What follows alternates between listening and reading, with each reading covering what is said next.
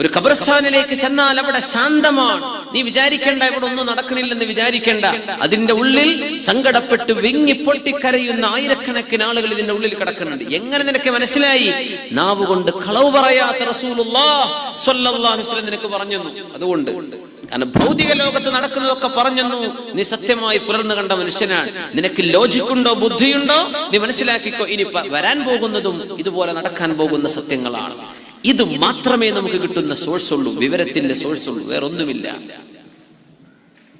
വേറെ എവിടുന്ന് അറിയാൻ പറ്റും? ഖബറുകൾ ഒരുപോലെ കിടക്കുന്നത് കണ്ടെത്തി വിചാരിക്കേണ്ട ഇവരൊക്കെ ഒരുപോലെയാണെന്ന് അല്ല. വഇൻദഹും തഫാവുതുൻ, സുഖങ്ങളിൽ ഏറ്റ വ്യത്യാസങ്ങളുള്ള ആളുകൾ ഈ കൂട്ടത്തിലുണ്ട്. അവർക്ക് ലഭിക്കുന്ന ശിക്ഷകളിൽ ഏറ്റ വ്യത്യാസങ്ങളുള്ള ആളുകളും ഇതിന്റെ ഉള്ളിൽ കിടക്കുന്നുണ്ട്. ഖബർ തുറന്നു നോക്കിയിട്ട് നീ ഒന്നും കണ്ടില്ലെന്ന് നീ ഒന്ന് വിചാരിക്കല്ല ഇവിടെ ഒന്നും നടക്കുന്നില്ലെന്ന്. അല്ലെ, ചില ഖബറുകൾ ചില സമയം കഴിഞ്ഞാൽ അത് തൊണ്ടി നോക്കിയാൽ, മാന്തി നോക്കിയാൽ അതിലൊന്നും കാണുന്നില്ല. പക്ഷെ നീ വിചാരിക്കേണ്ട മയ്യത്ത് എങ്ങോ നഷ്ടപ്പെട്ടു പോയി, ഡിസപ്പിയർ ആയി എന്ന് വിചാരിക്കേണ്ട. അല്ലാഹുവിന്റെ മുമ്പിൽ മുനഅമുൻ ഔ മുഅദ്ദബുൻ ഇലാ യൗമിൽ ഖിയാമ, ലോകം അവസാനിക്കുന്ന സമയം വരെ ഒന്നുകിൽ അതിന് പ്രതിഫലമോ അല്ലെങ്കിൽ അതിന് സുഖമോ ശിക്ഷയോ നൽകപ്പെട്ടുകൊണ്ടിരിക്കുന്നുണ്ട്. അതിന് സംശയം എവിടുന്ന് കിട്ടി?